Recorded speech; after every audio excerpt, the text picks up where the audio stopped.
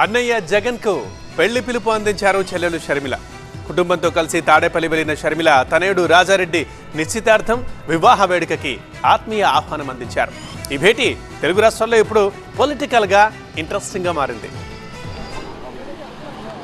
షర్మిల తనయుడు వైఎస్ రాజారెడ్డి వివాహానికి ఇప్పటికే ముహూర్తం ఖరారైంది.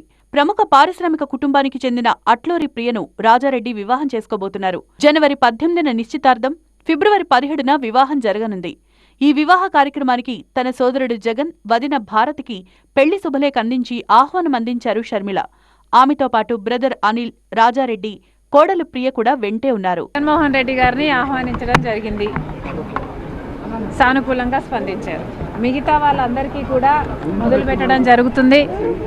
పెళ్ళి అనేది చాలా ముఖ్యమైన విషయం కనుక అందరూ వచ్చి నా కొడుకును ఆశీర్వదించాలని మనస్ఫూర్తిగా కోరుకుంటున్నాను. 2021లో ఇడుపులపాయలో జగన్, షర్మిల కలుసుకున్నారు.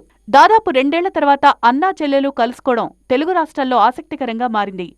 జగన్, షర్మిల కలుసుకోవడంతో ఏపీ రాజకీయ పరిణామాలపై చర్చ జరిగుంటుందా అని పలువురు అంచనా వేశారు.